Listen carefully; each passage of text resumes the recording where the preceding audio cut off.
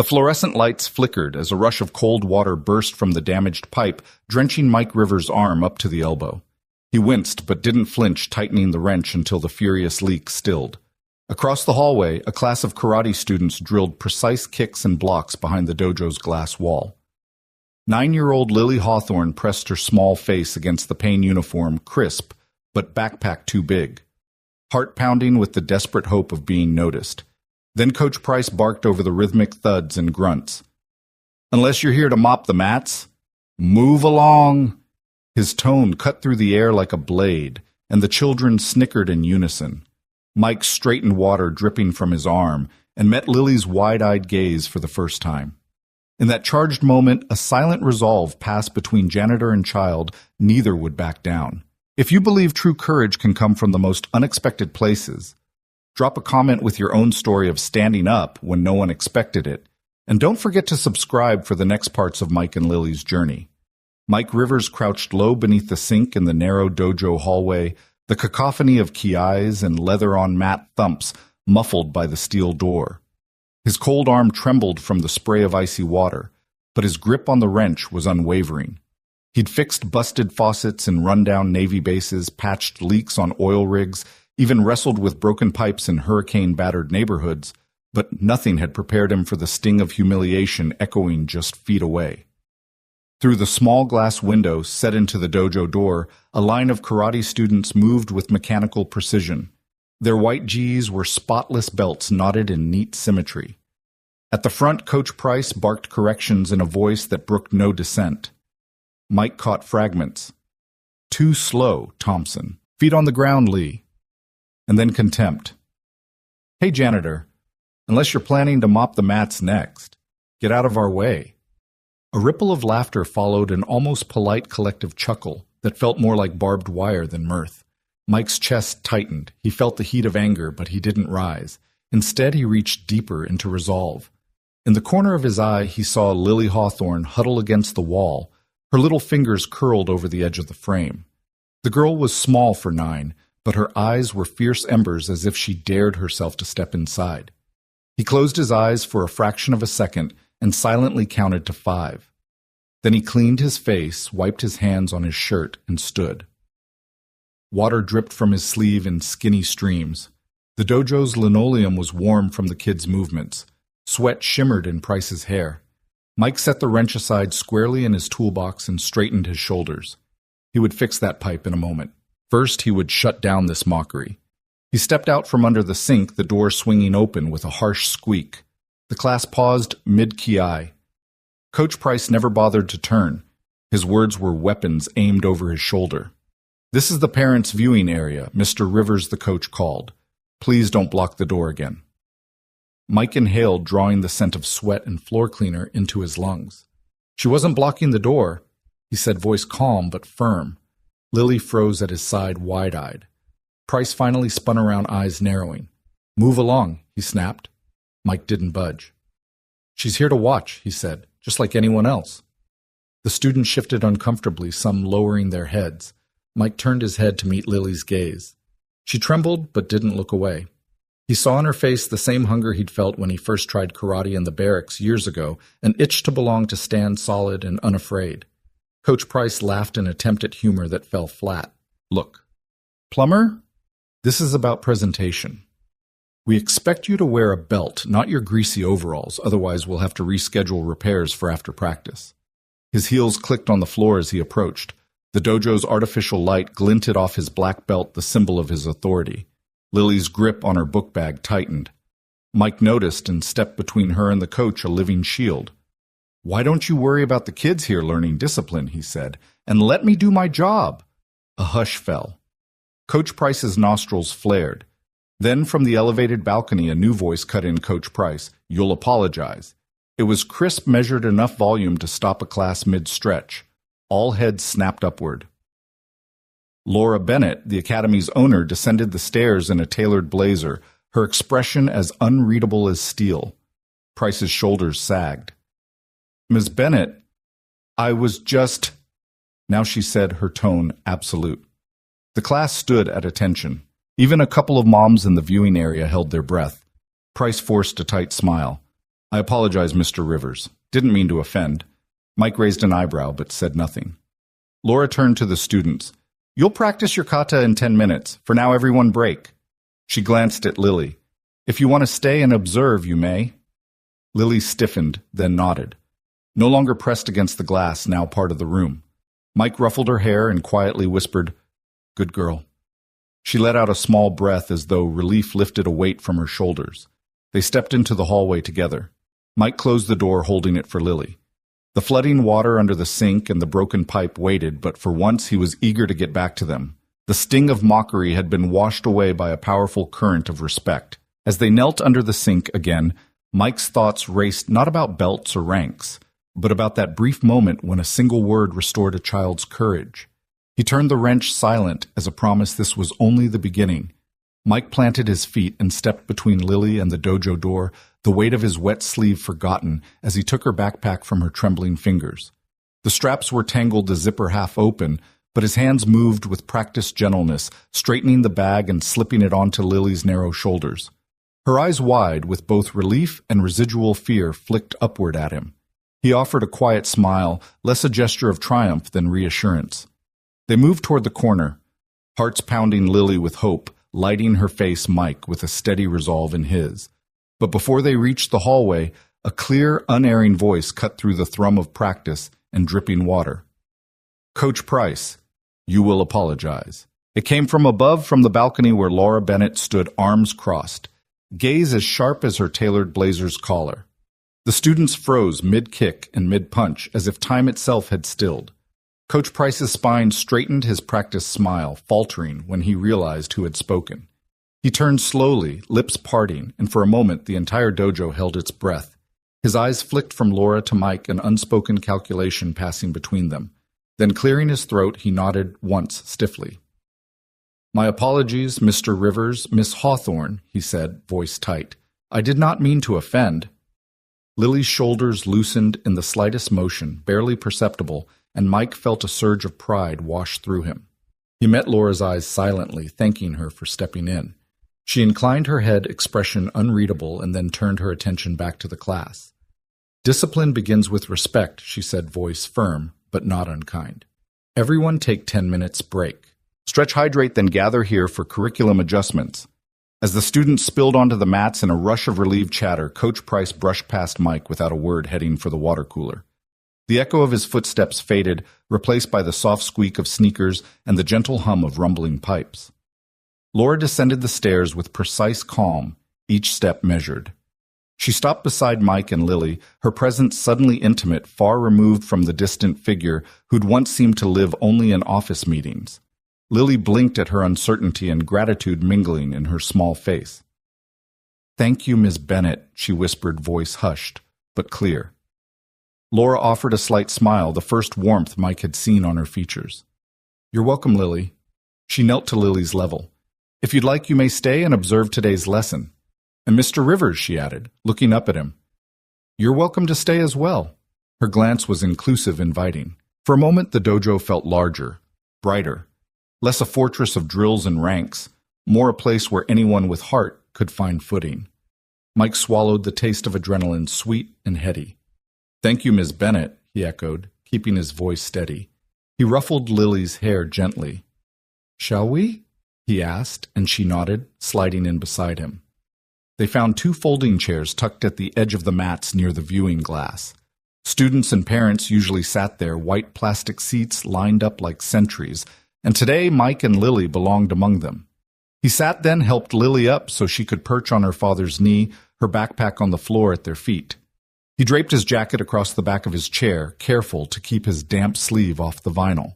Laura gave one final nod of assurance, then melted back into the background, ascending a few steps to the balcony where she could oversee the room without intruding. She caught Mike's eye and offered a faint, encouraging smile. Mike met it with a small nod of gratitude, and then both of them turned their attention back to the dojo floor. Coach Price stepped forward again.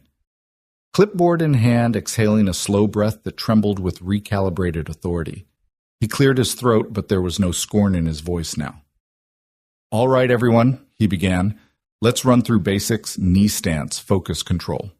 His eyes lingered on Mike and Lily for just a heartbeat, Then he gestured to the students. Everyone take your places. The children reformed their lines with newfound ease, their movements still precise but warmer somehow. Lily sat with her chin tucked to watch every twist of limb, every pivot and block. Mike felt her pulse against his chest, the same eager rhythm of someone ready to belong. As the group moved into synchronized kata, Mike's gaze flicked to Laura again, half hidden behind the railing. She leaned forward, elbows resting on the balcony edge, watching with inscrutable eyes that nonetheless radiated support.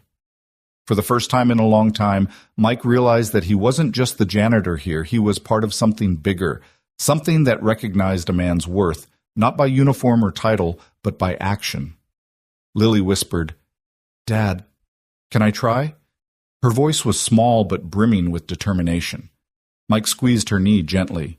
Soon he replied, "Hold tight, observe how they move." She nodded solemnly, and together they watched as the dojo, once a place of exclusion, breathed and shifted, opening space for both girl and janitor to find their place. The water leak under the sink would wait another minute. This moment charged with possibility was too important to leave behind. The real lesson, Mike thought, had only just begun. Mike eased Lily onto his lap, her small frame settling between his knees, backpack at her feet. The dojo's fluorescent lights hummed softly overhead, obliterating shadows, and leaving every face and movement sharply outlined. Behind them, Coach Price cleared his throat, as if to reclaim authority, but Laura Bennett raised a single finger, no louder than a whisper, yet it carried the weight of the entire academy. "Enough," she said, stepping from the balcony with the measured grace of someone accustomed to command. The students froze mid-kick, their GIs rustling as they turned in unison. Even the hissing leak in the hallway seemed to quiet with respect. "You will allow Lily to watch the class from here?" Laura continued, gesturing to the plastic folding chairs. "And Mr. Rivers," she added. Fixing Mike with a glance, "You're welcome to stay as well." A ripple of disbelief passed through Mike's chest. He looked at Lily, who blinked up at him, eyes shining like polished stones. Then he met Laura's calm gaze and felt something shift, a removal of a barrier he'd thought permanent. Coach Price's jaw tightened, but he dipped his head. "Yes, ma'am," he muttered, voice barely more than a brushstroke. He returned to the front of the mats and with a curt wave signaled the class back into motion. The rhythmic thud of bare feet resumed, punctuated by fierce kiais and the slap of fists against padded arms. Lily exhaled a soft gasp of relief. Mike slid a gentle arm around her waist, steadying her as the children paraded through blocks and strikes. She leaned forward, elbows on his forearms, utterly absorbed. His heart swelled at the sight, her small hands clasped together, knuckles white with excitement, her brow furrowed in concentration. Laura stood beside them, her heels silent on the varnished wood floor. She folded her arms and observed Lily with an inscrutable expression. Then she glanced at Mike, nodding once as though acknowledging his unspoken gratitude. Mike forced a tight-lipped smile, keeping his voice low when he spoke. "Thank you," he murmured. "For her." Laura's lips twitched upward in a faint, fleeting smile. "I didn't do it for you," she replied, tone neutral but not unkind. "I did it for them." She pointed to the students now moving in unison, eyes fierce. "Children deserve a chance to belong." Mike met her eyes, his own reflecting both respect and wonder. "You've given her that chance," he said softly, brushing a stray lock of hair behind Lily's ear. The girl's gaze never wavered from the mat, but she twitched with excitement, the first real spark he'd seen in months. Coach Price resumed instruction, barking corrections about hip rotation and foot alignment. Mike watched the students struggle into a synchronized kata, their movements gaining fluidity with each repetition. Lily's shoulders rose and fell in a steady rhythm, her hunger to learn palpable even in her quiet demeanor. Minutes passed in concentrated silence. The leak beneath the sink, long forgotten, continued its steady drip, a gentle percussion beneath the students' crescendos. Mike closed his eyes for just an instant and listened to the harmony of practice breath footfall, oceanic serenity laced with purpose. Lily shifted, and Mike opened his eyes to find her turning her head to look up at Laura. The academy owner returned the gaze, nodding once her expression softening. Lily mouthed, "Thank you," and Laura inclined her head, the motion graceful and genuine. After another round of drills, Coach Price called for a water break. The students filed off the mats, some panting, others dripping sweat, juggling water bottles and towels. Price gathered them in a semicircle, draped his guy jacket over his belt, then flicked his eyes toward Mike and Lily. "You can sit here," he said, voice grudging but not cruel. He pointed to an empty chair beside the engineer's table. Mike rose and helped Lily down. She landed lightly, then turned to chug from her water bottle goggles of condensation on the plastic. Mike took the chair next to her, tucking his jacket over the back. Laura stepped away from the railing and moved to stand behind them, folding in as silent a guardian as he could imagine. Coach Price addressed the parents in the viewing room, rattling off announcements about the upcoming belt test, the schedule changes, and the new uniform supplier. Somewhere in the torrent of information, Lily set down her water bottle and looked at Mike. "I want to try," she whispered, barely audible. Mike swallowed. He glanced at Laura, whose gaze was fixed on the students warming up again. "Not today," he replied softly. "First we learn." Lily nodded, determination sharpening her features. Mike squeezed her shoulder. "You're a quick study," he said, voice proud. Laura moved to stand beside Mike, folding her hands. "If she's ready," she said, tone calm but firm. "Let's not keep her waiting." Mike blinked. For a moment he thought he'd misunderstood. He looked at Lily down at the water bottle, up into her expectant face. "Are you sure?" he asked. Lily nodded, tightening her knuckles around the bottle. Mike glanced sidelong at Laura, whose expression reflected measured encouragement. "All right," Mike whispered. He rose and held out a hand. "Come on." Lily stepped onto the mat, her bare feet touching the polished wood. The students paused, watching, sensing the shift. Coach Price frowned, but said nothing. Mike followed, standing behind Lily, his frame both protective and excited. Laura descended the stairs to observe at mat-level, eyes never leaving Lily. Mike settled on the sidelines, heart hammering, as Lily knelt and tied her own white belt with careful pride. The world had narrowed to her small hands knotting fabric, the soft rustle of ghee cloth, and the hush of anticipation. Coach Price took a breath. "Stand," he commanded, voice cautious. Lily rose swiveled to mimic the final stance he'd taught earlier.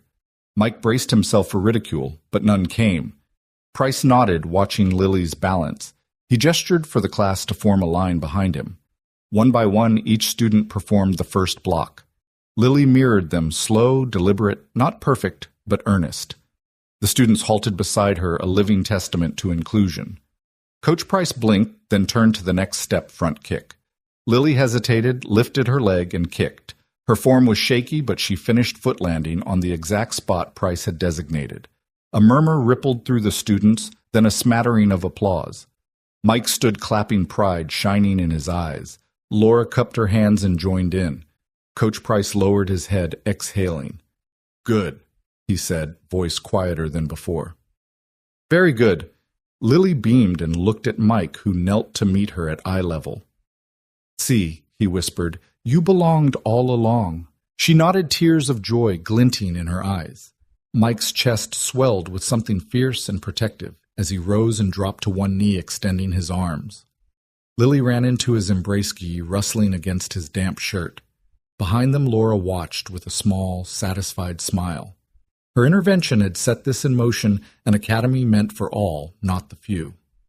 Mike held Lily close, feeling a surge of gratitude for the unexpected protector who'd reached down from her balcony to right a wrong. The dojo's hum resumed richer now for its newfound pulse of opportunity. And for the first time, both Mike and Lily knew that this place, once a cage of exclusion, could become a home of endless possibility. Mike held the door open, and Lily squeezed through into the dojo's open space, her borrowed gi swallowing her slight frame. It hung off her shoulders, sleeves pooled at her wrists, and her white belt dragged on the mat. Every step she took felt precarious, as if she might tumble under the weight of fabric and expectations, until Sophie Reed, the senior student with a dark braid swinging down her back, stepped forward. "Here, let me help." Sophie said, her voice warm and steady. She knelt beside Lily and slipped Lily's arms out of the oversized sleeves, folding the extra cloth so the gi lay more comfortably on her shoulders. Lily looked up, cheeks flushed, and Sophie smiled. "There. How's that?" She handed Lily a neatly folded belt, smaller and tighter. Lily took it with trembling fingers and wrapped it around her waist, looping the knot carefully under Sophie's patient gaze. "Perfect," Sophie said. She rose and offered her hand. "I'm Sophie. I've been here for 12 months. If you need anything, just ask. She gave Lily's hand a light squeeze, and Lily straightened, chin lifting, with a surprise burst of confidence. Mike lingered at the edge of the mats, feeling the soft thrum of momentum as students resumed warming up. Laura Bennett stepped down beside him, standing tall in her blazer, but now wearing sneakers she'd slipped on before joining them. A silent reassurance passed between Mike and Laura, both recognizing how far Lily had come in just minutes. Coach Price's voice sliced across the dojo. Let's begin with basic stances. Everyone form a circle. The students scrambled for position, feet shoulder-width apart, arms lifted in precise guard formation. The circle closed with a few polite bumps of shoulders, and in the center, Coach Price raised his hands. Stance 1, front stance he called. Lead foot forward, back heel raised. Weight distribution 60-40. Sophie slid into the circle beside Lily and offered her a quick nod. Mike watched Lily's eyes track Sophie's strong legs bending her torso. Lowering arms held firm. Ready, Lily? Sophie asked in a soft whisper. Lily nodded, stepping into the front stance as best she could, her GI billowing. The entire circle paused to let her settle, then Coach Price resumed. Now everyone switch stances on my count. 1, 2, 3. The students transitioned crisply, stances shifting like a well-oiled machine. Lily's switch was slower but spot on, her concentration carved into her young face. Mike felt his chest swell with pride. Laura's gaze met his for a heartbeat. He saw respect there, respect for a girl who'd been told she didn't belong, and for a janitor who'd stood up for her. In that flicker of understanding, the dojo felt less like a fortress and more like a community taking its first breaths together. Coach Price called out the next movement, middle block to low block, demonstrating with exaggerated precision. The students followed. Lily mirrored Coach's motion, her arms swinging down in a neat arc. A few slipped, but she remained steadfast, the GI's fabric rippling with her determination. Good form. Coach Price conceded, voice slightly warmer than before. Let's move to kicks. A hush fell as he led them to crescent kicks and roundhouse kicks in sequence. Sophie demonstrated with fluid grace, and Lily tried to lift her leg G-sleeve flapping at her knee. She stumbled but caught herself forcing a wobbly kick. Behind her, Sophie gave a quick thumbs up. Lily beamed. Mike saw Laura let out a near-invisible exhale relief mingling with admiration. She tapped her fingers against her clipboard, a habit he realized not a sign of impatience. The class moved into partner drills. One student executes a punch, or block the other responds. Sophie drew Lily aside and took her hand. Let's try together, she whispered. They faced each other. Sophie demonstrated a straight punch to an imaginary chest. Lily returned the motion, her fists floating through the air, but aligned. Sophie gently placed her hand on Lily's wrist, guiding her punch trajectory. Lily's confidence grew with each correction. Coach Price surveyed the pairs and barked encouragement. Keep your guard up, eyes on your partner. But his tone held less edge now, and even his backhanded compliments felt genuine. After several rounds, he called for everyone to sit in seiza. The students knelt, resting their fists on their thighs, heads bowed briefly before looking up. Mike and Laura sat behind them at the very back of the mat as the room's energy hushed to a low simmer. Coach Price addressed the group. Today you saw how discipline isn't only about power. It's about patience, about teaching someone who's new. You did well. He paused, scanning the circle. Sophie, Lily, stand up. Sophie and Lily rose. Lily's face glowed. Coach Price cleared his throat. Lily observed our warm-up and even participated. Let's give her a round of applause and a warm welcome as our newest junior observer. The class clapped, the rhythm of palms meeting mat echoing. Lily glowed and Mike felt a surge of awe. His daughter, once an outsider, was now celebrated. Laura rose, smoothing her blazer. She stepped forward and placed a hand on Lily's shoulder. I'm proud of you, Lily. You faced your fear, she said, voice carrying softly through the dojo. Lily looked up at her eyes wide before bowing deeply to the class. Laura returned the bow, a moment of equality between child and owner. Mike rose to his feet as the class circled up for one final exercise, partner stretching. Sophie guided Lily into a gentle hamstring stretch. The other students paired off, and Coach Price helped a younger boy with a calf stretch. The tension in the room melted as bodies relaxed, chat breaking out in low, respectful tones. Lily laughed softly when Sophie teasingly pulled her foot further, and the sound was bright enough to slip between the heavy beams overhead.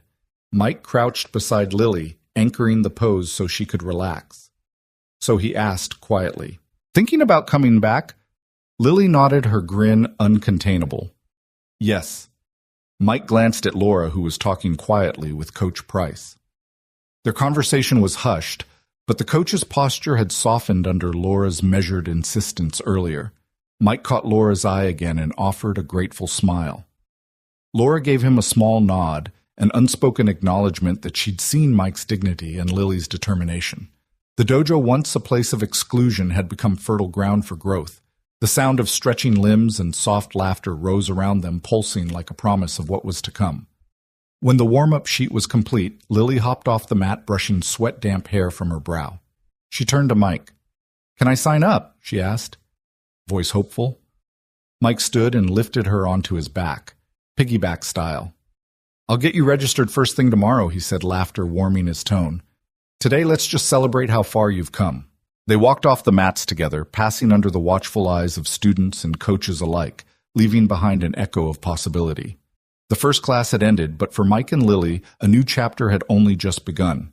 Mike followed Lily off the mats and into the hallway, leaving behind the thump of bare feet and the sharp snap of practiced kiais. Lily's steps were steady now, no more dragging G-pants, no more hesitant shuffles. Each stride carried her forward with an unspoken resolve, as if she claimed the floor beneath her boots the same way she'd claimed a place on the dojo mat. Mike watched her, the soft echo of her heels on the smooth linoleum like a heartbeat matching his own. He couldn't help but smile. "You know," he said quietly, "you walk like you belong." Lily glanced up, surprise blooming in her dark eyes. "I do," she said, voice strong enough to make him swallow. They rounded a corner and nearly ran into Laura Bennett, who stepped out of her office's open door. Laura had traded her heels for sneakers by now, sleeves rolled up, but her posture remained impeccable, straight-backed and assured. She paused in her tracks to watch Lily pass head-high, shoulders back. The corners of her mouth twitched upward. Mike offered a nod of greeting. And better. "She's learning fast." Laura's gaze slid to him, and Mike felt that familiar spark of mutual recognition. She saw him, the ex-Marine janitor who fixed pipes by day and protected his daughter's dignity by night. He saw her, the academy founder, who built an empire of martial arts instruction, but kept her heart perfectly poised between compassion and ambition. They lingered in the hallway, the hum of distant practice rooms behind them fading into comfortable quiet. Mike folded his arms. "Thank you," he said, meeting Laura's eyes. "For earlier." He gestured toward the dojo where Price was walking back to his office, head bowed in grudging respect. Laura studied him, her expression unreadable for a moment. Then she smiled, a genuine flicker that softened the lines around her eyes. "You stood up when it mattered," she said simply. "That's more than most people would do." She tucked a stray lock of hair behind her ear. "I wanted someone in that room who'd remind me what it's all about." Mike felt his chest tighten. "Your husband, he intended this place to be more than just kicks and belts," he said. "He wanted a community." Laura's lips quirked. He had a vision, she agreed. One I lost sight of once I started worrying about promotions and profits.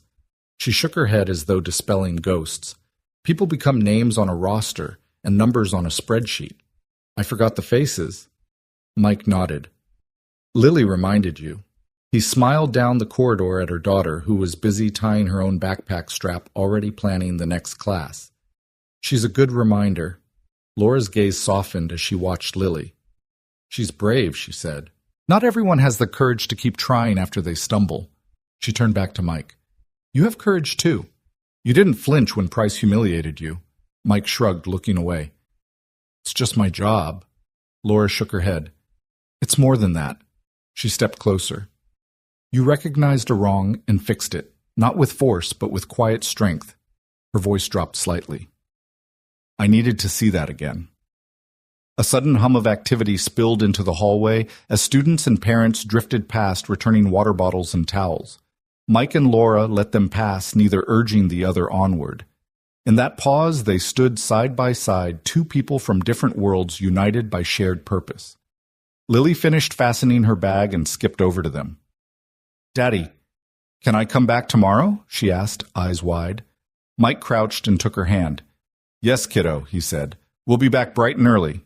Laura's eyes flicked between father and daughter. She reached out and gently patted Lily's shoulder. "I look forward to it," she said. "We have a lot to teach and to learn." Lily grinned. "I can't wait." As they walked down the corridor together, Mike with one hand on Lily's backpack, Laura beside them, Mike felt the weight of something new settle in his chest.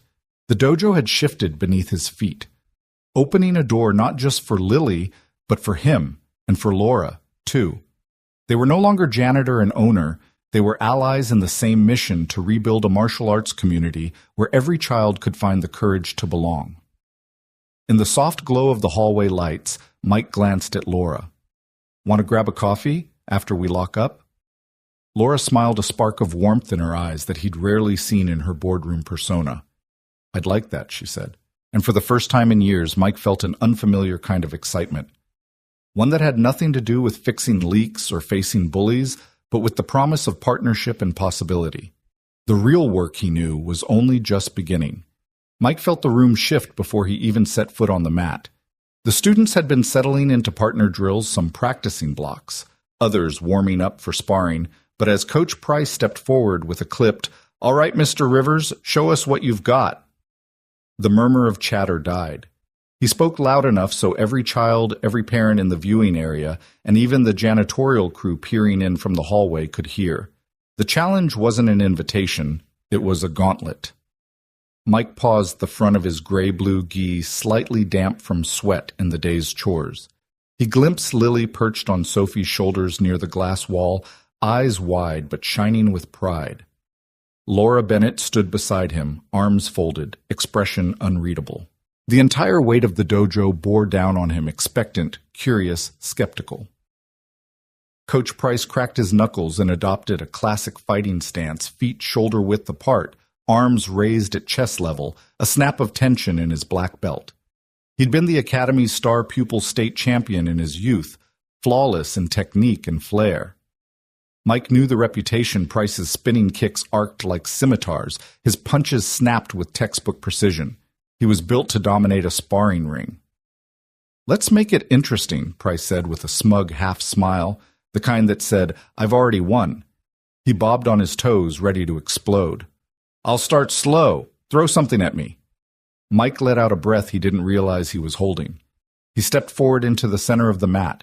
The floor felt solid beneath his feet, an anchor. He bowed to Price, an old Marine habit of respect before engagement, then pressed palms together before his chest, a gesture Price neither expected nor appreciated. The dojo lights gleamed off rows of jai and belts, an audience waiting for the spectacle. Price lunged first, a right roundhouse kick aimed at Mike's shoulder. Mike didn't raise his arms or tighten his guard. Instead, he shifted his weight, pivoting on his lead foot and letting the kick slice harmlessly through air that had been seconds ago his own space. He let Price's momentum carry him forward, hooking Price's ankle with a subtle foot sweep that disrupted his balance without sending him sprawling. Price blinked, his leg going out from under him, and he stumbled forward in a rare moment of ungoverned motion. Mike dropped into a low stance, bracing, guiding Price's shoulder just a nudge, until Price's own momentum brought him upright again. The students gasped. Lily's hands flew to her mouth. Even Laura's stoic face cracked with surprise. Price blinked, stare wild for a heartbeat. Then he grinned, part frustration, part exhilaration. He pivoted and unleashed a rapid combination jab, cross-hook, low kick. Mike absorbed nothing with a block or parry. He simply flowed. He sidestepped, the jab glided around the cross with the faintest lean spun inside the hook to eliminate its arc, and took a half-step diagonally back as the low kick whistled past. Each move was minimal, each shift economical. No wasted energy, only clarity. He reached out a hand, open, gentle, and touched Price's elbow as the last kick passed. It wasn't a strike. It was a suggestion of leverage. Price's foot caught on the mat, and his arm, guided loosely by Mike's fingers, pivoted him. He spun slightly, knees tightening to keep from falling. Mike held his palm there, soft pressure, just enough to control Price's line of attack, then release no follow-up blow. A hush filled the room. No claps, no exclamations, only the high-pitched hum of tension released. Price regained his stance, breathing heavily. brows furrowed. The echo of his kicks and punches lingered in the air. Mike held his own posture, knees bent, arms relaxed, but ready eyes calm. "Well," Price rasped, voice rough with wonder and annoyance, "you gonna hit me or just play ghost?" Mike said nothing. He lowered into a horse stance for a moment, shifting weight, evenly grounding himself. Then rising slowly, he bowed no arrogance, only respect. He held the bow weighted and straightened. The silence lingered, a testament to what had happened. Price looked around as if seeing the dojo for the first time, the students watching with rapt attention, parents leaning forward on benches, Sophie clutching Lily's hand, Laura's eyes glinting with pride. Price took a labored breath. Then he bowed in return, a stiff, grudging motion that still held the weight of concession. "Well done," he said, voice low. I needed that." The dojo erupted in applause, soft at first, then swelling into enthusiastic claps and cheers. Mike stepped back, heart-racing sweat seeping through his GI. He smiled and gave a small wave to the crowd, then looked at Lily, who was jumping up and down with Sophie hugging her. Mike's chest tightened with emotion. Laura descended the stairs, making her way onto the mats. She approached Mike, her sneakers soft on the polished surface. That she said, voice calm but resonant, was exactly the lesson they needed. Mike nodded, wiping his forehead with the back of his hand. "Discipline without brutality," he said quietly. "Power without pride." Laura's lips curved. "You reminded me why I built this place," she said, her gaze drifting to Price, who was dusting off his gi with an unsteady hand. It was never about perfect technique. It was about the courage to stand and to teach without hurting. Price stood nearby, listening. He picked at the hem of his sleeve. Then he swallowed. "I'm sorry," he said directly to Mike. "I lost sight of that. I forgot what matters." Mike dipped his head. "Thank you," he replied. "Let's move forward." Price offered a genuine nod, and then not as coach to Janitor, but as equals extended his hand. Mike accepted it, gripped firm, and shook. The contact felt like a truce, the dawning of a partnership based on respect. Laura turned to the class. "Let's finish today's session with partner drills focus on flow, not force." She smiled at Mike. "Care to join in?" she asked. He glanced at her eyebrows raised, then at the students lining up. Lily's grin was so wide it lit the mat. Mike set aside his reluctance and stepped forward, slipping into a basic front stance. Sophie paired with him, nodding. Lily watched from the edge, pencil and notebook in hand, ready to record. For the next half hour, the dojo hummed with renewed purpose. Price led with a gentler tone, emphasizing control and timing over raw speed. Mike mirrored each motion as the students fed drills around him, a living teaching aid in plain clothes. Laura circled the room, offering pointers, a hip adjustment here, a shift in gaze there. At the end, Mike and Sophie bowed, the circle closed. The dojo felt full and vibrant, no longer brittle with hierarchy, but warm with shared discovery. As the students filtered out, Lily tugged on Mike's sleeve. "Dad," she said softly, "I want to learn like that." Mike crouched, heart swelling. "You will," he promised, starting tomorrow. Laura joined them at the door, slipping back into her boardroom poise. "I'll see you both then," she said with a nod. "Get some rest." Mike and Lily walked into the hallway where the dripping leak waited for its moment, but neither noticed. Their world had shifted on mats made of determination, and hands unclenched, they'd found a new understanding of strength. The real challenge, Mike realized, wasn't mastering kicks or punches. It was living the lesson, moving with purpose, teaching with empathy, and always choosing respect over dominance. And in that echoing dojo, he felt at home. The dojo fell utterly silent. Even the steady drip of the repaired pipe seemed to pause in deference. Students froze mid-motion. Parents leaned forward in their seats, and Coach Price's labored breathing echoed through the room. Mike Rivers stood in the center of the mat, arms loose at his sides, chest rising and falling steadily. His GI clung damp around his torso, but he held himself with the quiet ease of someone who'd found his footing. Laura Bennett descended the steps from the observation balcony, her eyes locked on Mike.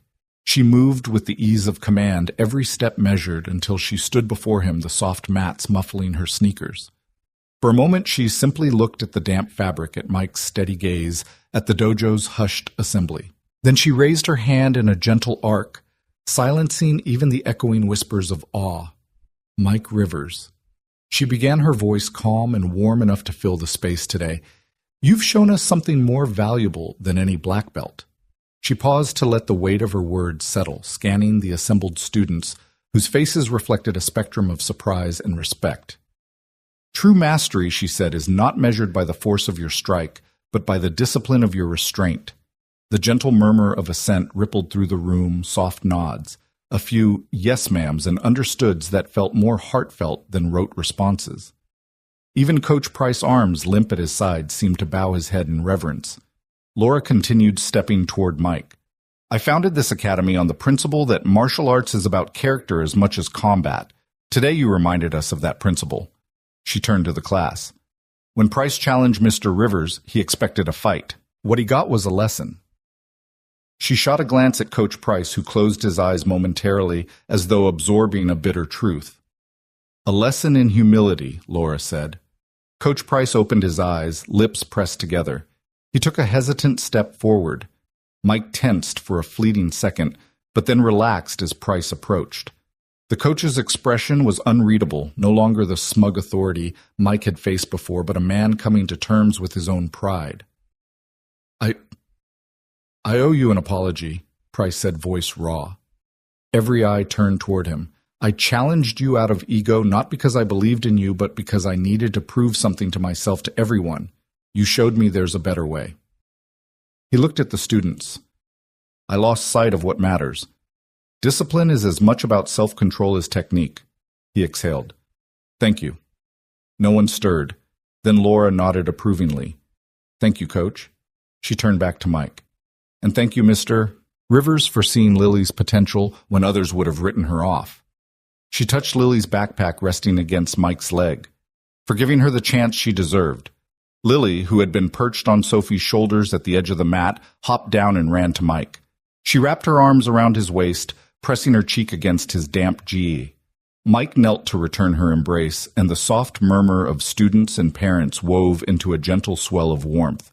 Laura remained standing, surveying the room that had so recently bristled with tension. Now faces glowed with respect for Mike, for Coach Price's humility, for Lily's courage, and above all for the lesson in what martial arts could truly be. She glanced once more at Mike and Lily, pride softening her usual reserve. In the wake of that silence, the dojo's energy shifted. The same mats that had felt like battlegrounds now felt like a sanctuary, one where mistakes were steps toward growth, not signs of weakness, where children learned to stand tall in a world that so often told them they didn't belong. Coach Price stepped back, pulling his GE into place. He raised a hand. Let's conclude today's session, he said, voice steady. Circle up for our final cool down. The students formed a circle around the mat's shoulders, squared eyes clear. Mike and Lily joined them. Mike kneeling to Lily's level. Lily bouncing in place with excitement. Laura moved to the edge of the circle, hands clasped behind her back. She watched as Price led everyone through gentle stretches, kneeling, hamstring releases, shoulder rolls, deep breathing exercises. Lily stretched alongside the older students, her GI sleeves falling just above her ankles. Mike supported her from behind, albeit more for pride than need. She held her pose with unwavering concentration. The final exercise was meditation, a moment of stillness in which students sat cross-legged, eyes closed, breathing in sync with one another. Mike sat beside Lily, guiding her small hand to rest on her knee. Laura joined in, sitting a few paces away with her heels beneath her spine straight as a bow. Coach Price closed the circle, kneeling at its center. Martial arts, he said quietly, isn't about defeating others. It's about mastering yourself. Today, Mr. Rivers taught us that. Let us remember this moment. His words hung in the stillness. Then the soft chime of the dojo bell rang, signaling the end of class. Students opened their eyes, exhaled together, and bowed to each other, an unspoken vow of respect. Applause broke out, not loud but sincere. Students offered Mike respectful nods. Parents rose clapping.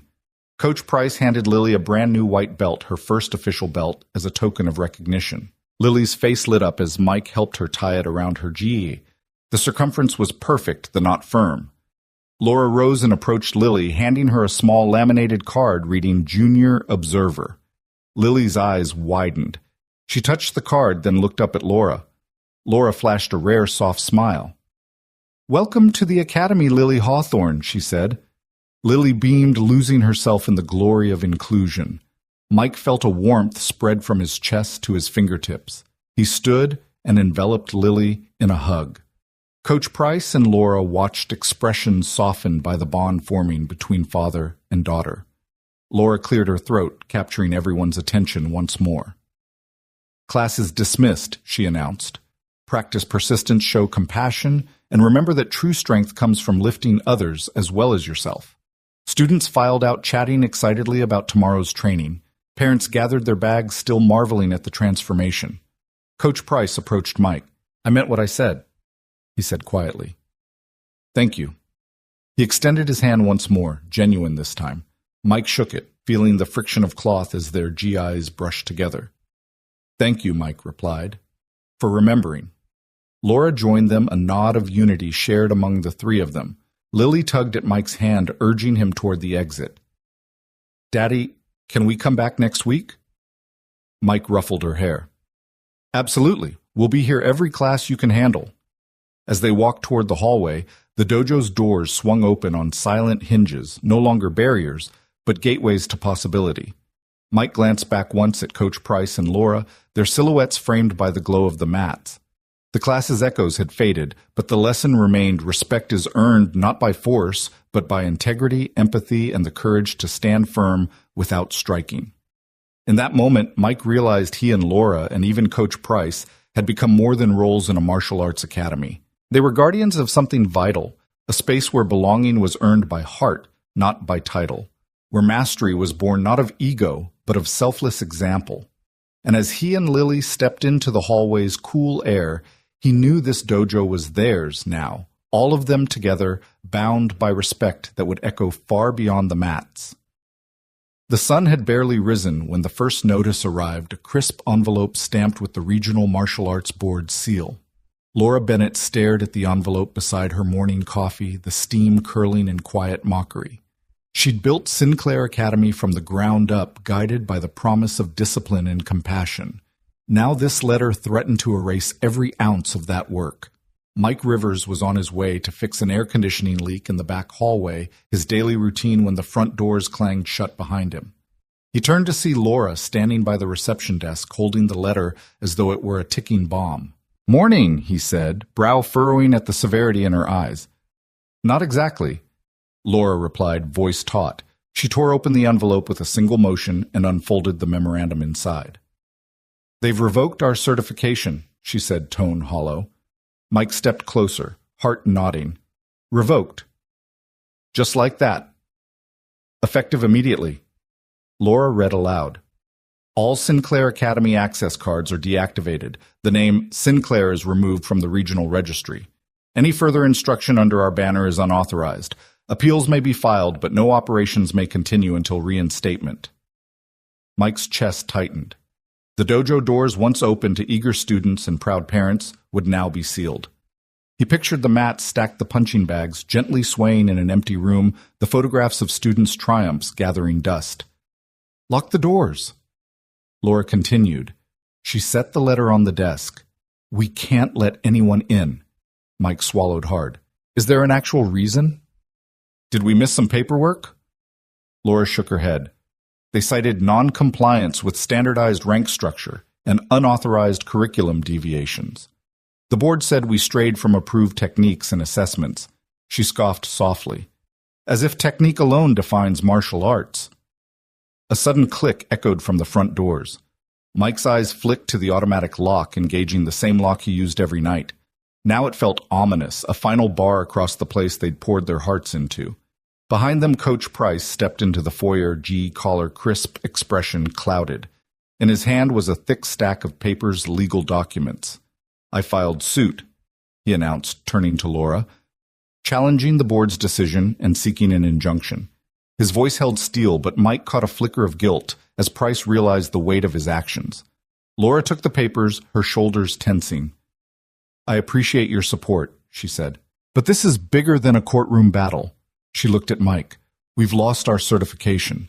We can't hold classes here, not until they reinstate us, if they ever do." Mike's mind raced.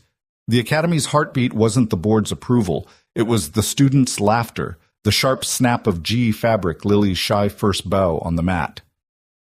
"We can't just let them shut us down," he said. His voice tightened with resolve. Laura met his gaze, the fire in her eyes rekindling. "You're right." She set aside the lawsuit. "We need a plan." Outside, the morning traffic hummed past oblivious. But inside Sinclair Academy, the world had stalled. Mike and Laura paced the front office, the receptionist's desk now a war room surface for scattered paperwork, enrollment forms, and the revocation notice. "We could host community classes off-site," Mike suggested, voice low. "In the park, a church hall somewhere where the board's jurisdiction can't touch us." Laura nodded slowly, eyes lighting at the possibility. "We'd need to notify parents. Gather Matt's sound system liability waivers." "I'll handle logistics," Mike cut in. He already pictured himself loading mats into his truck, posting flyers at the local grocery store, rallying volunteers. Laura hesitated, then embraced the idea. "And I'll leverage my contacts, media, local council members." We turned this from a setback into a rallying cry. Mike smiled despite the ache in his chest. "It's our dojo, not theirs." Later that afternoon, word spread. Parents trickled in, faces etched with confusion and anger. They crowded the lobby, clutching coffee cups like talismans. A mother holding her toddler asked what was happening. A teenage student slammed down his uniform bag in frustration. Laura stood before them, calm but fierce. "Sinclair Academy has lost its certification," she announced, voice carrying through the murmurs. "But we will not abandon our dojo's heart." She laid out the planned Sunday morning classes in Cedar Park Pavilion, Thursday evening volunteer sessions at the community center, a temporary circle community free to all current students. A ripple of applause greeted her announcement. Mike stepped forward, gripping Lily's hand. She'd come with him to help spread the word. "We'll meet you at the park," he said reassuringly. "Bring your mats, your snacks, whatever you need." A father in the back raised his hand. "What about ranking tests?" Laura exchanged a glance with Mike. "We'll offer skill demonstrations at the end of each month on our terms, not theirs. When the board sees what this community can do, they'll have to take notice." A murmur of agreement swelled to determined nods. The energy in the room shifted from despair to purpose. After the meeting, Mike walked the hallways, each locker, each faded poster, each footprint marking a student's first class. He placed his hand on the doorframe of the main dojo and whispered, "We'll be back." Laura joined him, standing tall in the empty expanse. "This place," she said softly, her gaze sweeping the mats, "it's bigger than any certificate." Mike nodded, a lump in his throat. "It's ours." That evening, as the sun sank low, Mike loaded mats onto his pickup. Lily perched on the fender, giving directions, and Laura handed out flyers at the community center's bulletin board. Neighbors peered from windows, local kids scribbled down times and dates, and the sense of shared mission crackled in the autumn air. Under the park's old oaks on Sunday morning, the makeshift dojo took shape, folding mats on gravel parents, adjusting GI collars, Mike kneeling to show a nervous child how to tie a simple belt knot, Laura, greeting news cameras with a calm insistence. They practiced under an open sky block, stances gentle sparring each kick, a declaration of belonging. No official seal, no board credential. Just the sound of determination beating like a drum. In that first class, as Mike guided Lily through her kata, with careful patience, and Laura offered quiet words of encouragement to every new face, they reclaimed the spirit of Sinclair Academy. Behind them, the official dojo building stood silent, its doors locked, its registry empty. But the real academy breathed under the canopy of oaks, alive in every stance, every bow, and every shared promise to never let bureaucracy extinguish their dojo's heart. And in the hush before the first kiais, Mike leaned over to Laura and whispered, "Respect isn't granted by a certificate. It's earned in moments like these." Laura nodded. "Let's keep earning it." The door to the old storage wing creaked open on its hinges, revealing a narrow room lined with dust-covered shelves and forgotten equipment. Cardboard boxes sat in haphazard stacks, some labeled holiday decorations, others simply blank as if whoever filled them had long since moved on. Mike Rivers flicked on a single overhead light, its fluorescent glow slicing through years of neglect. He stood to one side, arms folded, listening for footsteps. Laura Bennett stepped in behind him, carrying a stack of 3 folding chairs like they were ceremonial thrones.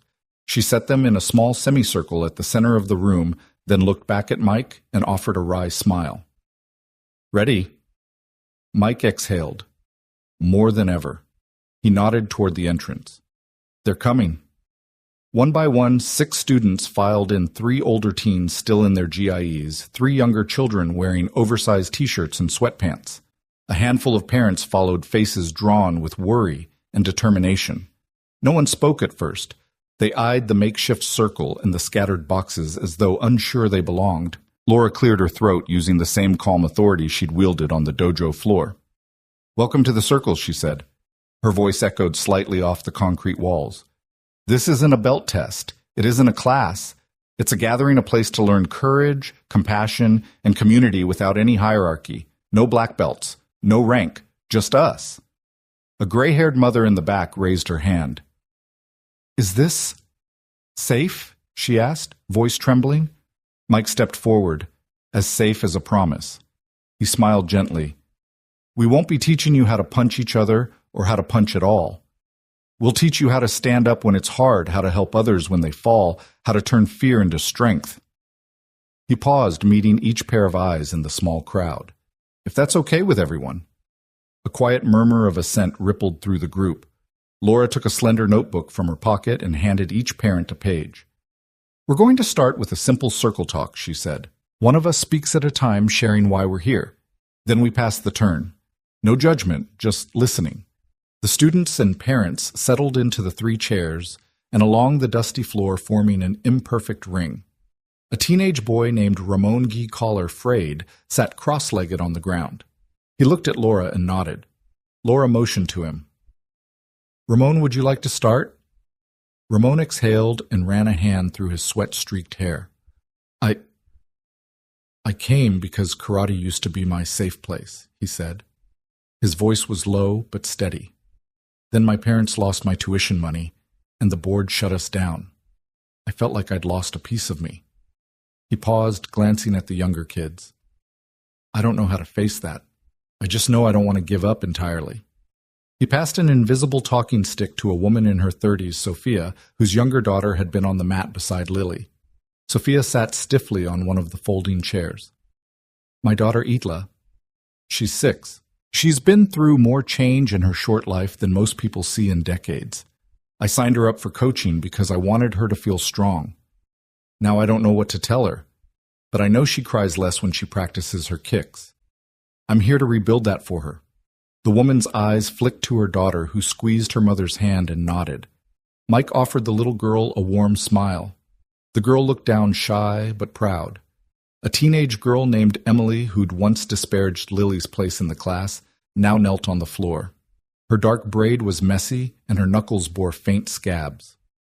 I was the best," she said, voice rough with emotion.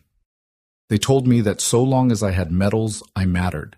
Now I have nothing. I need to remember I'm more than my wins." She blinked back tears. "I want to learn how to be me without them." The raw honesty in her voice hung in the air.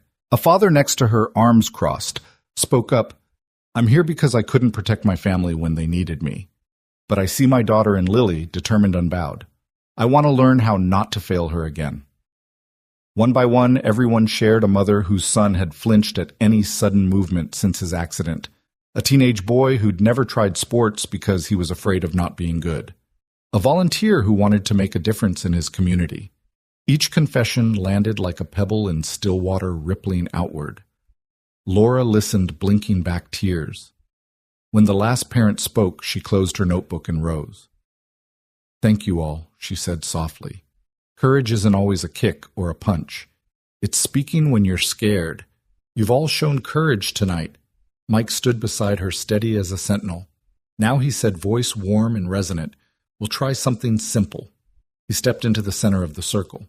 "I want everyone's students and parents to stand, form a loose circle, and place your hand on your neighbor's shoulder. No words, just support." Confusion flickered, then compliance. Chairs scraped back, GIs rustled. Hands found shoulders first between kids, then between parents, then between children and adults. In that touch, solidarity formed. Mike looked around tattoos, brushed t-shirts, bruised shins, brushed patterned dresses. It was a motley assembly yet united by purpose, a brick wall made of human connection. Mike closed his eyes. "Breathe with me," he said. The group inhaled in unison slowly and exhaled. "When you feel that support," Mike continued, "remember, you can carry someone else. And when you need support, you can lean on them. That is what the circle means." The room held a soft hum, the collective heartbeat of people discovering strength and unity. Laura stepped in front of Mike and bowed deeply, a gesture of respect to the community they'd summoned. Mike returned the bow. The parents and students mirrored them, bowing not to a belt or a board, but to each other. Then, without ceremony, students taught parents a simple stance, feet shoulder-width, knees bent, hands guarding the heart. Parents showed students a breathing technique: inhale through the nose, exhale with slow focus.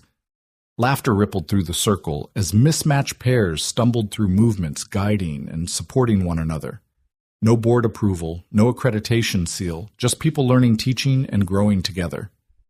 The circle was built on something more enduring than paperwork: empathy, courage, compassion.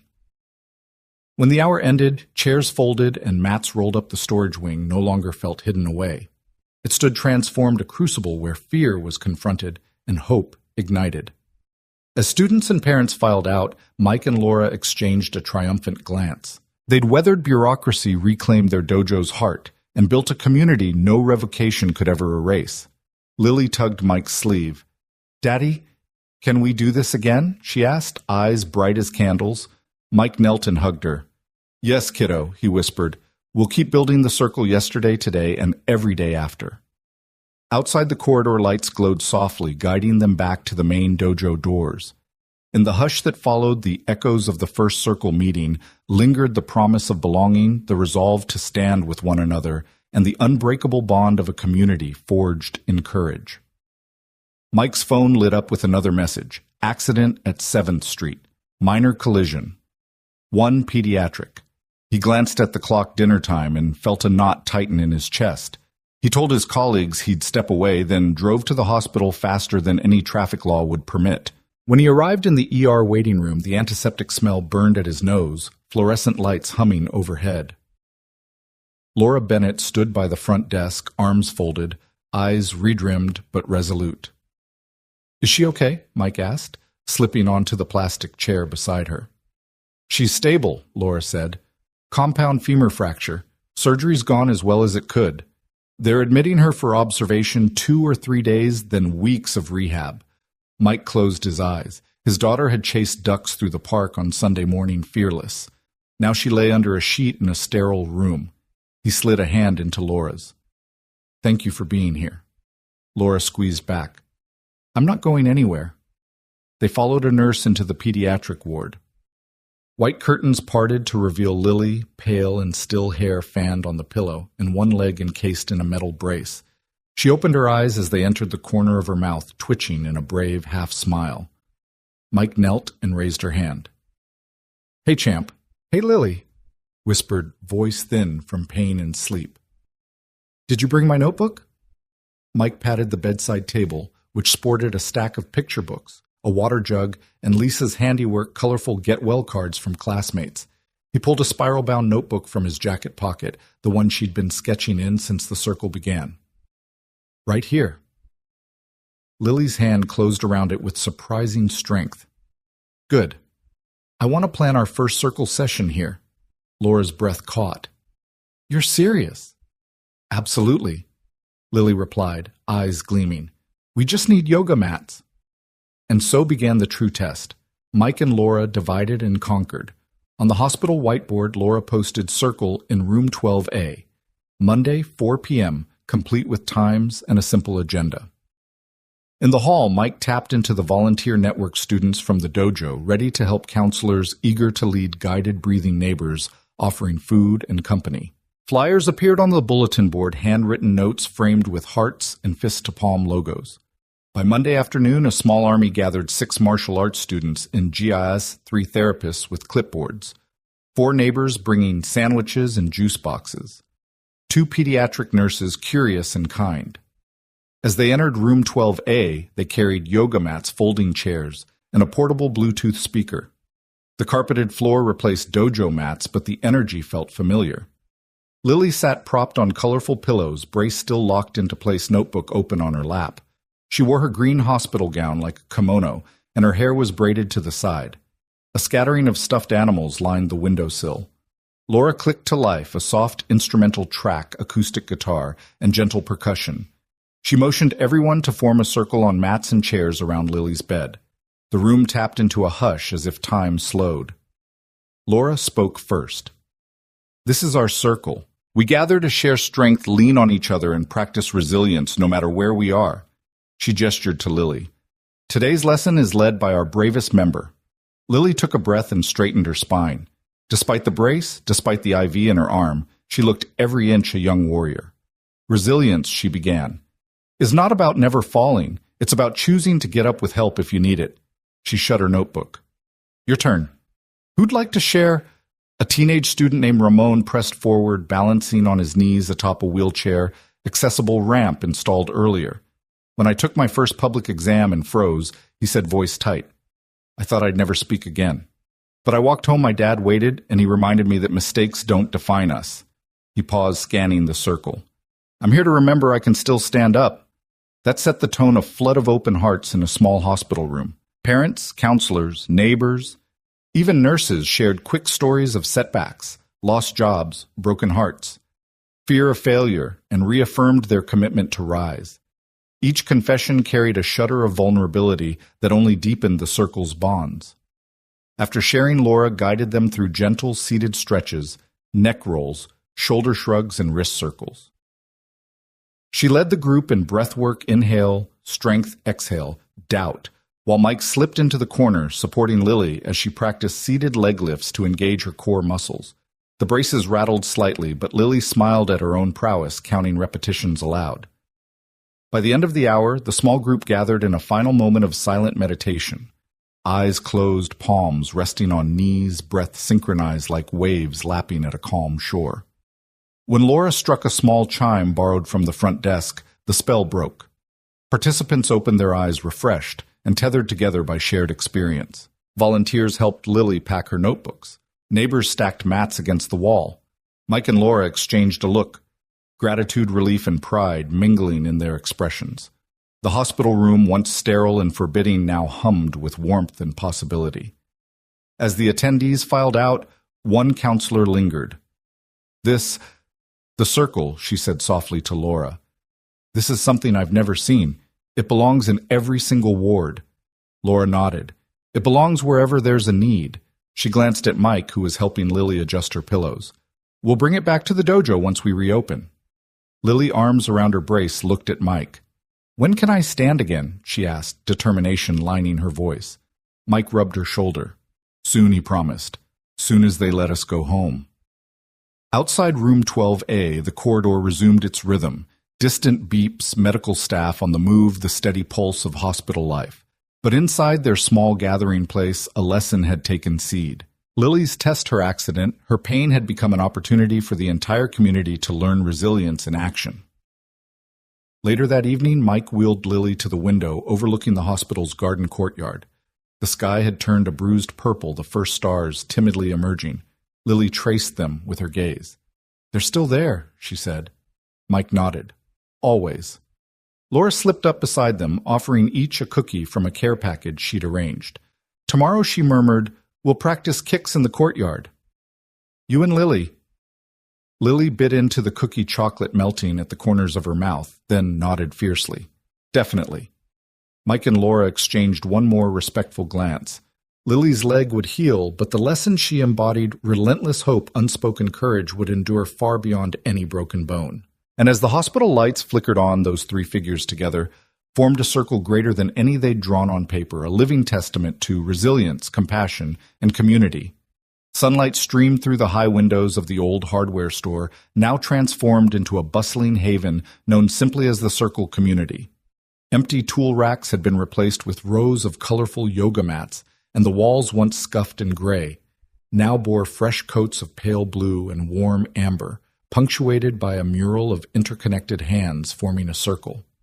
Near the entrance, a library nook offered shelves packed with books on resilience, mindfulness, and martial arts philosophy. It was hard to imagine that just a year ago these walls had stood silent, their doors locked by bureaucratic decree. Today they rang with the thump of bare feet, the murmur of encouragement, and the soft murmur of parents trading strategies on how to raise courageous children. Mike Rivers arrived early, the familiar weight of a gym bag slung over his shoulder. Inside he carried a sense of pride that brimmed from his chest each time he crossed the threshold into this living dojo. He paused at the door, inhaling the scent of fresh paint mingled with the faint tang of sweat and hope.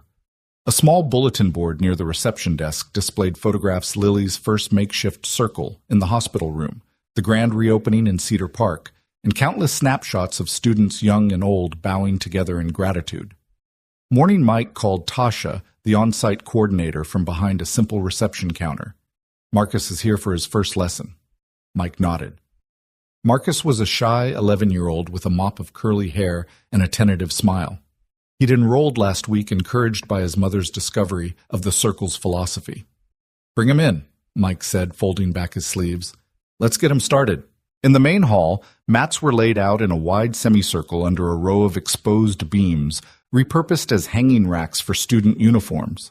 No ranks were displayed here, only a colorful array of GIs donated by former students who'd outgrown them, each one offering its legacy to the next generation.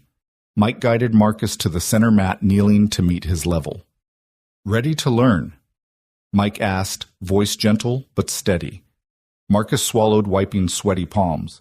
"Yes, coach," he replied, using the title with equal parts reverence and nervousness. First lesson Mike began is about finding your balance.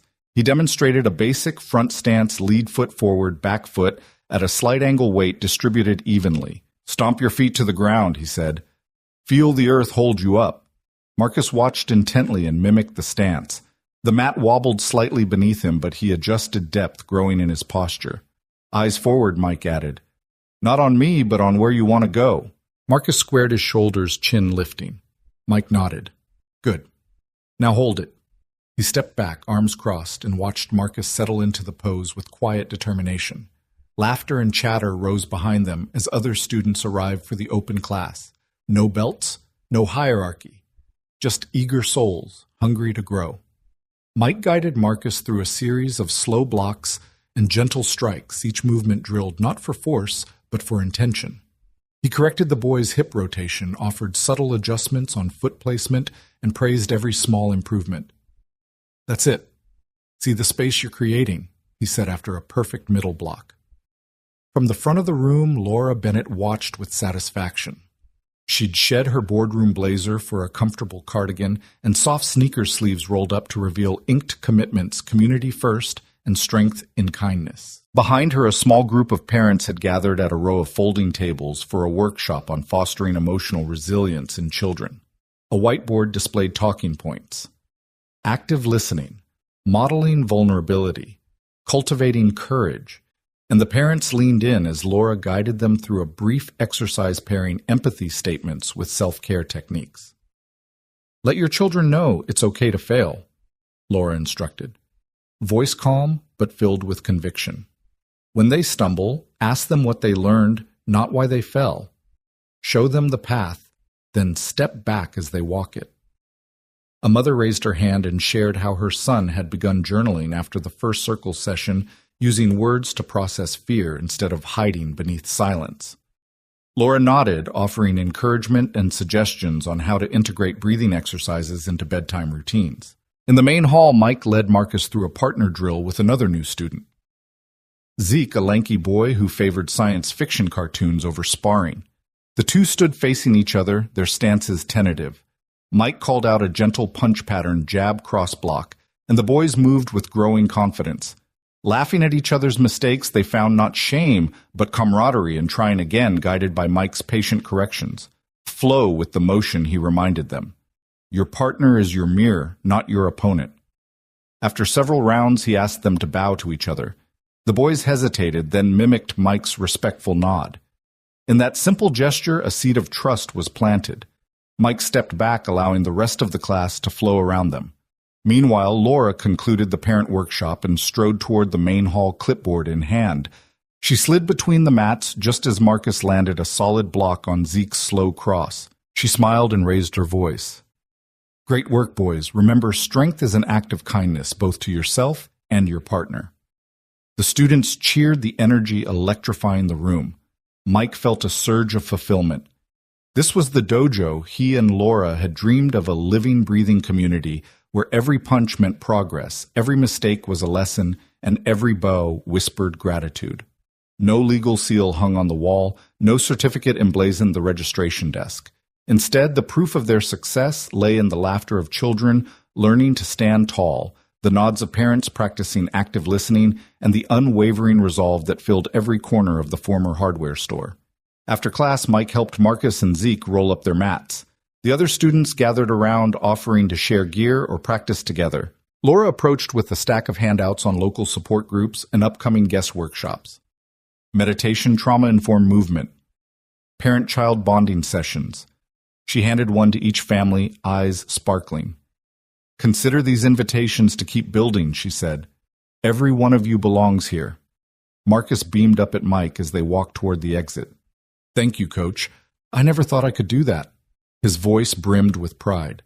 Mike knelt, placing a hand on Marcus's shoulder. You did it, he said. You found your balance and made it yours. Outside, the Circle community sign glowed warmly in the twilight. Children drifted out with their parents, chatting about the day's lessons. Laura lingered in the doorway, watching as a gentle hush fell over the mats behind her. She turned to Mike, offering a contented sigh. We've come a long way. Mike shouldered his gym bag, glancing at the rows of empty mats, still waiting for the next wave of students. We have, he agreed, and we'll keep going. No seals, no hierarchy, just the Circle. Laura smiled broadly. The Living Dojo doesn't need legal seals. It's sealed here, she said, tapping her heart. And here she added, pointing to Mike and then to herself. They walked down the street together, the once faded storefront now a beacon of belonging. In the distance, the sounds of children's laughter echoed against brick walls and rolling shutters, a reminder that true mastery doesn't come from certificates, but from courage, compassion, and the unbreakable spirit of a community that stands united. One stance at a time. The morning sun slanted through the high windows of the Circle Community Hall, casting a warm glow across the mats where so many had wrestled with fear and found courage. Today marked 1 year since the first gathering in that dusty storage wing, a day when a handful of students and parents had dared to believe in something bigger than bureaucratic seals. Now the hall brimmed with life-clad kids, smartly dressed parents, and volunteers milling about before the ceremony of truth. Bunting of colored fabric hung overhead, and a gentle hum of anticipation filled the air. Mike Rivers stood beside the entrance, adjusting Lily's chair so she could easily follow the ceremony despite her lingering leg brace. His gaze swept the room at the mural of linked hands forming a circle at the library nook, where children thumbed through books on courage, at the long tapestry rolled against the back wall. The tapestry, stitched with care by community volunteers, bore rows of tiny handprints, a living testament to every promise made in the Circle over the past year. Laura Bennett stepped forward in a pale blue blouse and jeans, her phoenix emblem pinned proudly to her lapel. She swept her gaze over the assembled group and raised her hand for quiet. The chatter dimmed and settled like dew. Her voice, calm and resonant, carried across the mats. Welcome, everyone, to our first annual Ceremony of Truth. Today we honor each other for the courage to show up again and again to this sacred circle. A ripple of applause responded, gentle yet heartfelt. Lily perched on the front row notebook open on her lap, eyes shining brighter than the morning sun. Mike knelt beside her, his hand resting lightly on her uninjured knee. He caught her eye and gave a small nod. This was her moment. Laura continued. In a world that prizes perfection, we prize persistence. In a world that counts victories, we count the moments we rose after a fall. She turned toward the tapestry.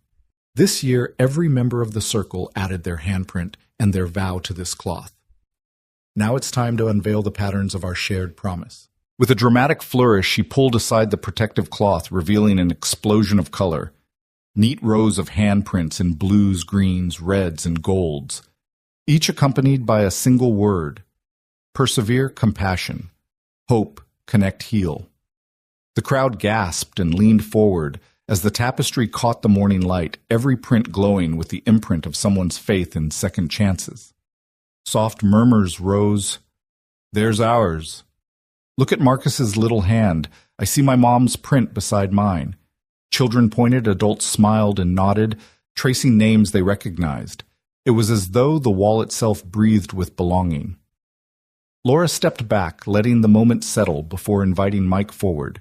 He rose carrying a velvet-lined wooden box. He approached Lily, who had bravely removed her leg brace for the ceremony, revealing a gleaming new limb brace beneath her GI. "Lily," he said, voice thick with pride, "this belt is more than fabric. It's honor through healing." He opened the box to reveal a custom belt of slate gray embroidered in silver thread, with her name and the circle's emblem of interlocking hands beneath a rising sun. Lily's breath caught. "Daddy," she whispered, voice trembling with emotion. Mike lifted the belt gently and wrapped it around her waist, tying the knot securely. "You earned this," he said, meeting her gaze. "Not for how quickly you healed, but for how you taught us all to keep standing." He stepped back, allowing her to adjust the belt. Lily stood taller, spine straight and chest bright, and the crowd erupted into warm applause. Next, Laura stepped toward Mike. She held a small silver pin in the shape of a phoenix, its wings outstretched in flight. "Mike Rivers." She began, eyes shining with gratitude. "You didn't just mend pipes, you mended hearts. You carried this community forward when it felt lost. You learned to teach not by force, but by example. For that it is my honor to pin you with the phoenix emblem, symbol of rebirth, resilience, and hope." She fastened the pin to his jacket, the metal catching the light like a promise. Mike lowered his head, humbled. Applause followed louder this time, echoing against the walls. Parents rose, students cheered, and for a moment Mike felt weightless, buoyed by collective respect. Then Laura called for silence once more. "We close today with our vows spoken aloud together," she said, lifting a hand toward the tapestry. "On the count of 3, speak the circle's promise, I will show up." Mike glanced at Lily, whose eyes glistened with unshed tears. Laura's fingers fluttered, and the community drew in a collective breath. 1. The word echoed softly as everyone inhaled deeply. 2. The tension cracked like a dawn chorus. 3. I will show up. The hall reverberated with that vow, a unified chorus of voices, young and old, each infused with conviction. I will show up. Again they repeated, voices stronger, more certain. I will show up. When the last echo faded, silence fell thick sacred. It was the sound of truth settling like fine dust on every soul present. Laura stepped to the side and gestured toward the exit. "Class is dismissed," she announced, her voice quiet but firm. "But remember, our circle doesn't end here. It continues wherever you choose to stand true." Students and parents rose, some lingering to touch the tapestry, others exchanging hugs or solemn nods. Lily hopped down from her chair and ran to Mike, wrapping him in a fierce hug. "Thank you," she whispered, voice muffled against his chest. Mike held tight. "Thank you for leading us," he replied. Laura approached, hand outstretched. Mike released Lily and shook Laura's hand, the phoenix pin warm against his jacket. "Thank you," he said simply. Laura smiled, something soft and real that no boardroom had ever elicited. "No, thank you." She looked around at the departing families. "We built this together." As the circle community emptied into the sunshine outside Mike, Lily, and Laura paused at the door, the mural of connected hands shimmered behind them. Lily reached out to trace one of the prints with her fingertip. "This is where we belong," she said. Mike knelt beside her, placing an arm around her shoulders. "This is home," he echoed. Laura slipped her arm around Mike's other side, forming a small group. The tapestry flapped slightly in the breeze as they stood in quiet triumph. No certificate hung on these walls, only the brilliance of human spirit, the tapestry of handprints, and the unbreakable promise to always show up.